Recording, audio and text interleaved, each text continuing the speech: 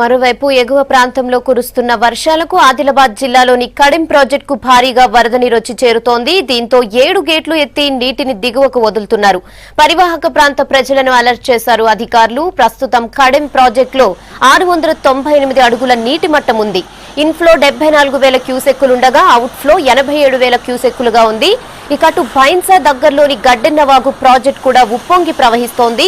గడ్డెన్నవాగులో ప్రస్తుతం 358 అడుగుల నీటి మట్టం ఉంది. 18,000 క్యూసెక్కుల ఇన్ఫ్లో కొనసాగుతోంది. ఎంత నీరు వస్తుందో అంత నీటిని దిగువకు వదులుతున్నారు అధికారులు.